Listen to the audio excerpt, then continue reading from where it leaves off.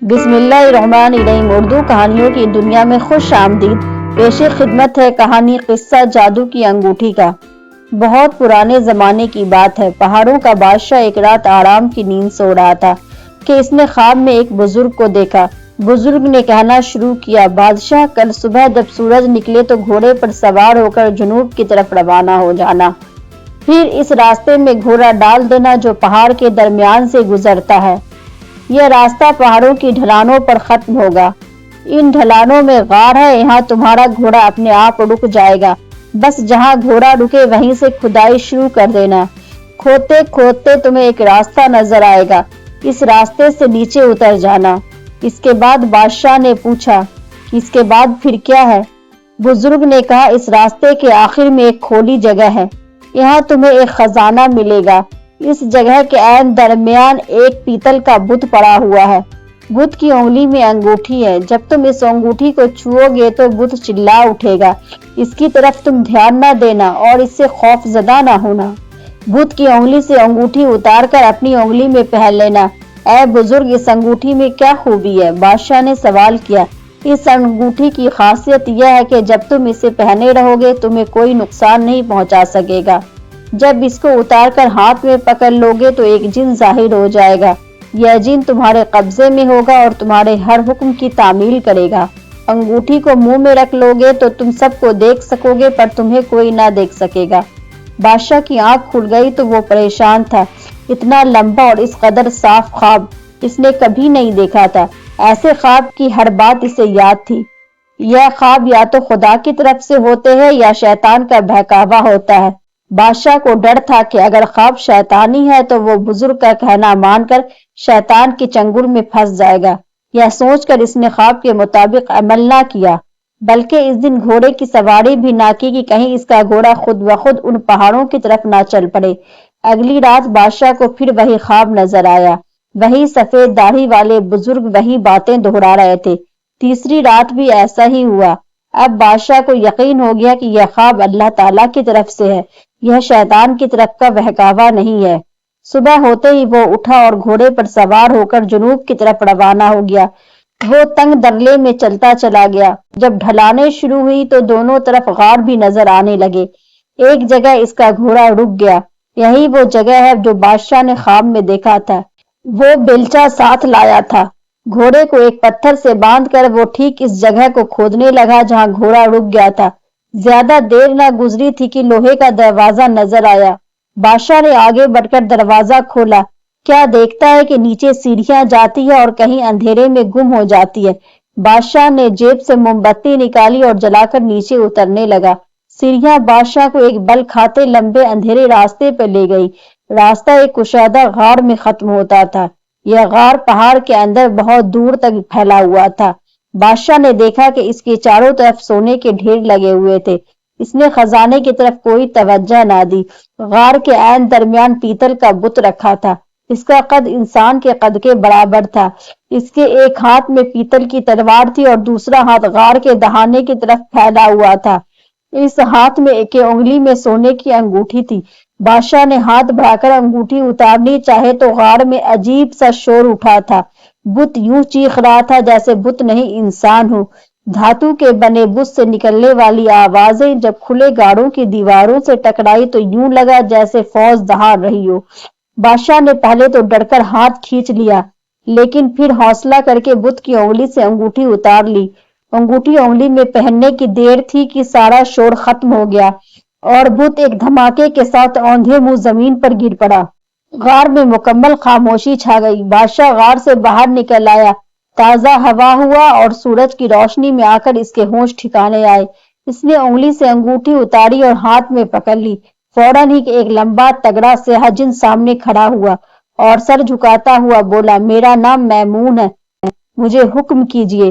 بادشاہ نے کہا، اس غار کا تمام خزانہ اٹھا کر میرے خزانے میں پہنچا دو۔ بادشاہ نے حکم دیا، حضور کا حکم سر آنکھوں پر۔ یہ کہہ کر میمون جن غائب ہو گیا۔ بادشاہ نے انگوٹھی منہ میں رکھ لی۔ اب وہ کسی کو نظر نہیں آ سکتا تھا۔ اس نے اپنا ہاتھ دیکھا تو وہ نظر نہ آیا۔ پاؤں کی طرف نظر کی تو پاؤں بھی دکھائی نہ دیے۔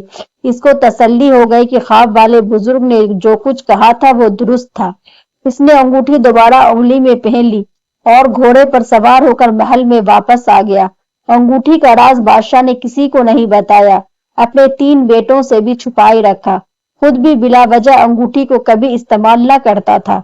कई बरस गुजर गए, बादशाह बूढ़ा हो गया और एक दिन बीमार होकर बिस्तर पर लेट गया। जिंदगी की कोई उम्मीद ना रही तो इसने बड़े बेटे को बुलाया और इससे कहा, बेटा तुम मेरे तख्त व ताज के वारिस हो, मेरी आधी दौलत भी तुम्हारी है। यह सुनकर बड़ा बेटा बहुत खुश हो गया। अब बादशाह ने मंझले बेटे को बुलाया और बोला, बेटा बाकी दौलत तुम्हारी है, खुश रहो। मंझला बेटा भी बहुत खुश हुआ। बादशाह के तीसरे बेटे का नाम अली रजाद था।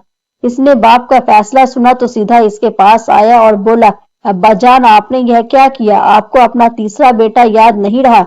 आपने मुझे बिल्कुल भुला दिया।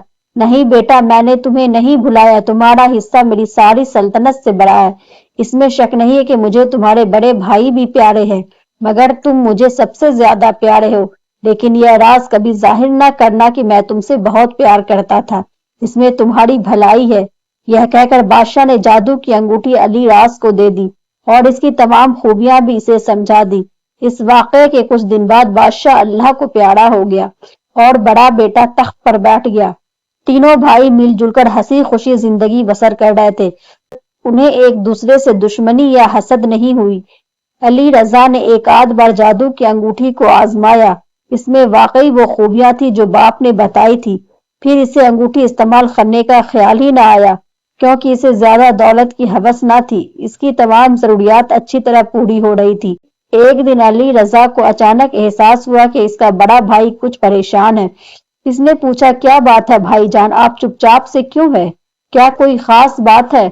हमारा मुल्क सख्त खतरे में है, बस यही फिक्र दिन रात मुझे खाए जा रही है। कैसा खतरा है भाईजान? अली ने पूछा। बादशाह ने कहा, तुम जानते हो कि हमारे सल्तनत के हमसाए में जिस बादशाह की सल्तनत है वो बहुत लालची और हरीस है। उसने हजारों की तादाद में फौज जमा कर ली है और हम पर शुमाली सरहद से हमला करने की सोच रहा है। अली हंसा और बोला, भाईजान बस इतनी से बात, आप मुझे 10 मिनट की मोहलत दे, मैं अभी इस बादशाह को जंजीरों में जकड़ कर आपके सामने पेश करता हूँ। यह कहकर वो अपने कमरे में गया और अंगूठी उंगली में उतार कर हाथ में पकड़ ली। इसी वक्त मैमून जिन हाजिर हो गया। अली ने हुक्म दिया कि पड़ोस की सल्तनत के बादशाह को पकड़कर हमारे महल में ले आओ। एक लम्हे बाद बादशाह महल में मौजूद था। अली बादशाह को लेकर दरबार में गया और इससे कहा, फौरन मेरे भाई के कदमों में गिरकर माफी मांगो। बड़े भाई के होश उड़ गए। वो समझ नहीं सका कि दुश्मन आप ही आप इसके पास कैसे चला आया। कुछ देर तो इसके मुंह से कुछ ना निकला। फिर वो संभल कर बोला, ए बादशाह, मैंने तेरा क्या बिगाड़ा है जो तू मेरे मुल्क पर चढ़ाई करने के मंसूबे बना रहा है? बादशाह ने गिड़गिड़ाते हुए कहा, मुझे मालूम न था कि आपके कब्जे में जिन भी है और इससे आप सब कुछ करवा सकते हैं। फिर इसने माफी मांगी और कहा, अगर आप मुझे आजाद कर दे तो मैं सारी उम्र आपका गुलाम बनकर रहूंगा। जाओ तुम आजाद हो। अली के भाई ने कहा और गुलामों को इशारा किया कि वो बादशाह की जंजीरें खोल दे, लेकिन इनसे जंजीरें नहीं खुली। उन्होंने जंजीरें तोड़ने की बहुत कोशिश की मगर बेकार। बादशाह ने कहा, यह जंजीर वही खोल सकता है जिसने मुझको बांधा है। इतने में अली भी आ पहुंचा। इसके हाथ लगाते ही सारी जंजीरें गायब हो गई। अली ने कहा, अब आप यहाँ से जा सकते हैं, लेकिन अपना वादा ना भूलिएगा। बादशाह ने कहा, आप जानते हैं कि मेरा मुल्क यहाँ से 3 महीने की दूरी पर है। घोड़े पर सवार होकर 3 महीने भागता रहूंगा, तब कहीं पहुंच सकूंगा। इस अरसे में मुझे मुर्दा समझकर कोई और तख्त पर बैठा दिया जाएगा। यह सुनकर बादशाह अली की तरफ मुतवज्जा हुआ और कहा, अली मेरे भाई, तुम ही इसको लाए थे, अब तुम ही इसको पहुंचा कर आओ। अली बादशाह को लेकर अपने कमरे में गया, उंगली से अंगूठी उतारी और जिन को हुक्म दिया कि बादशाह को इसके मुल्क में पहुंचा दो। इस वक्त तक अली के दोनों भाइयों को पता चल चुका था कि छोटे भाई के पास जादू की ताकत है और वो इसके बलबूते पर जो चाहे कर सकता है। दोनों भाई अली रजा से डरने लगे। एक दिन बादशाह ने मंझले भाई से कहा, हमें इस राज को मालूम करना चाहिए कि अली के पास कौन सी जादू की ताकत है। मंझले भाई ने जवाब दिया कि आज हम एक बहुत बड़ी दावत का इंतजाम करते हैं। रियाया से कह दीजिए कि पड़ोस के बादशाह के हमले का खतरा टल गया है, इसलिए महल में बहुत बड़े जश्न का इंतजाम किया गया है। नरगिसी कोफ्ते, शामी कबाब, सीख कबाब, मुर्ग, किस्म किस्म के अचार, मुरब्बे और मिठाइयाँ, गरज कौन सी नेमत थी जो वहाँ मौजूद नहीं थी। जब सब लोग खा रहे थे तो मंझले भाई ने छोटे भाई अली से कहा, दस्तरखान पर बगदाद के नींबू भी होते तो बस उनकी कमी रह गई है। गोश्त नींबू के बगैर मज़ा नहीं देता, पर नींबू हो तो बगदाद के। यह कौन सी बड़ी बात है, मैं अभी हाजिर करता हूँ। यह कहकर अली ने बिला सोचे समझे उंगली से अंगूठी उतारी और उसी वक्त मैमून हाजिर हो गया। अली ने उससे कहा, अब इसी वक्त 1 दर्जन ताज़ा बगदादी लेमू पेश करो। 1 मिनट गुजरा था कि बगदाद के ताज़ा लेमू प्लेट में रखे हुए सामने आ गए। बड़े और मंझले भाइयों ने एक दूसरे की तरफ देखा और दम बखुद रह गए। रात में जब सारे मेहमान चले गए तो वो दोनों इकट्ठे भाई बैठकर मशवरा कर रहे थे कि अली रज़ा से किस तरह छुटकारा हासिल करने लगे, क्योंकि उन्हें अली से डर लगने लगा था। अली की एक खास कनीज छुपकर उनकी बातें सुन रही थी। वह भागी भागी अली के पास गई और सारा किस्सा कह सुनाया। अगर यह बात है तो मैं भाइयों के पास नहीं रहूंगा, अली ने फैसला किया और उसी रोज घर छोड़कर निकल खड़ा हुआ। रास्ते में उसने अंगूठी उतारकर हाथ में ली और जिन आया तो उससे कहा, मुझे यह बताओ कि दुनिया के सबसे हसीन मुल्क कौन सा है? जजीरा एक कम्फर जो बहुत कुलजा है, मैमून ने जवाब दिया। दुनिया में सबसे हसीन लड़की कौन है? अली ने पूछा। शहजादी फातिमा, यह जंजीरा कम्फर के बादशाह की बेटी है। उसका रंग गोरा, होंठ सुर्ख और बाल स्याह है। उस जैसी खूबसूरत लड़की दुनिया जहान में नहीं है। तो फिर मुझे जजीरा कम्फर ले चलो, अली ने हुक्म दिया। जिन उसी वक्त उसको जजीरा कम्फर की तरफ ले उड़ा। रास्ते में वह नदियां, पहाड़ों और वादियों पर गुजरे, फिर समंदर के साहिल के साथ चलते रहे। आखिर जजीरा कम्फर में पहुंच गया। जजीरा क्या था? एक खूबसूरत बाग था, जिधर देखो फूल ही फूल थे, जिनकी खुशबू हर तरफ फैली हुई थी। नीले समंदर ने उस जजीरे को चारों तरफ से घेर रखा था। जजीरे में एक शहर भी था। उसकी सफेद रंग की इमारतें सूरज की रोशनी में बहुत भली लगती थी। शहर के एक सिरे पे बहुत बड़ा शाही महल था। यहाँ पहुंचे अली ने अंगूठी मुंह में रख ली।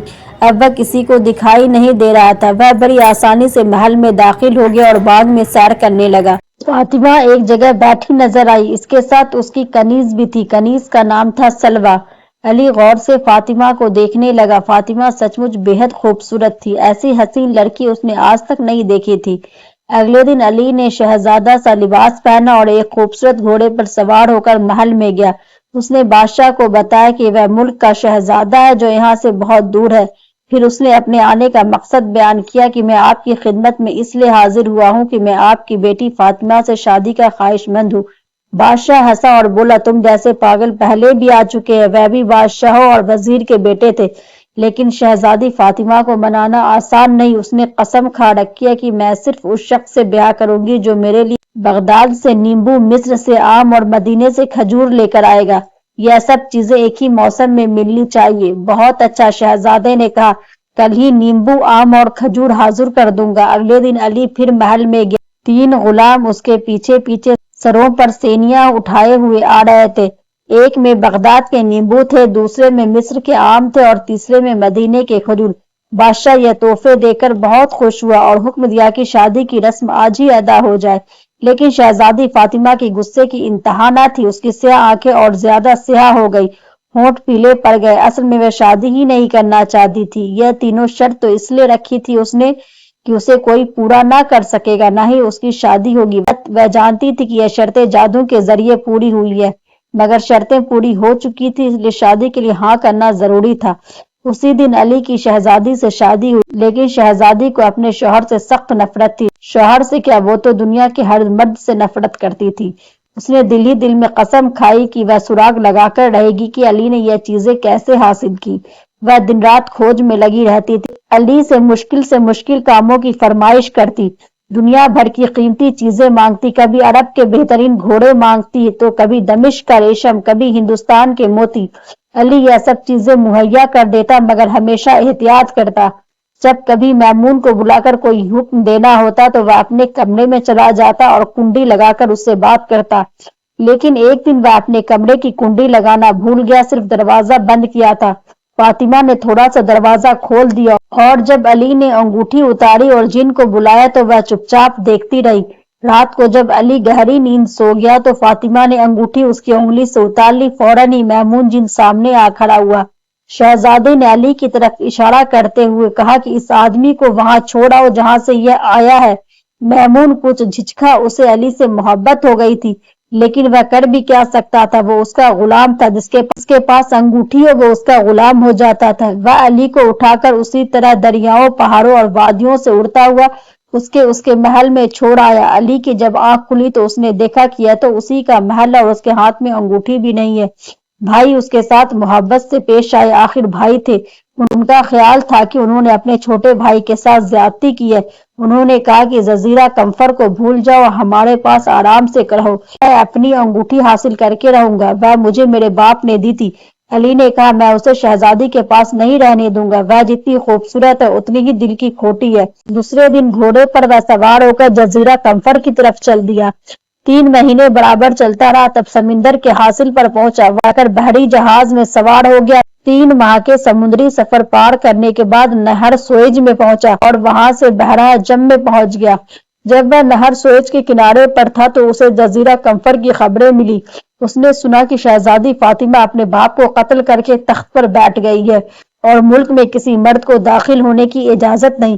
علی کو یہ اطلاع ملی تو اس نے اندازہ لگایا کہ شہزادی اس کے واپسی سے خوف زدہ ہے۔ تبھی جہازوں کی تلاشی لی جاتی ہے۔ وہ ایک جہاز کے کپتان سے ملا جو گرم مسالہ لے کر کمفر جایا کرتا تھا۔ اس کو قسم دے کر راضی کیا کہ وہ اسے جہاز میں عورت بن کر سفر کرے گا۔ اسی طرح علی برقع پہن کر جزیرہ کمفر کے ساحل پر اترا اور ایک سرائے میں رہنے لگا۔ اس کو جلدی اندازہ ہو گیا کہ رعایا شہزادی کو پسند نہیں کرتی، وہ ظالم اور فضول خرچ تھی۔ ملک کے حالات بہت خراب ہو چکے تھے، لوگ مسکرا کر بات کرنا بھول گئے تھے۔ ایک روز علی محل کے دروازے کے پاس کھڑا تھا کہ اسے کنیز سلویٰ باہر نکلتی دکھائی دی۔ سلویٰ فاطمہ کی خاص ملازم تھی۔ علی اس کے پیچھے پیچھے چلنے لگا۔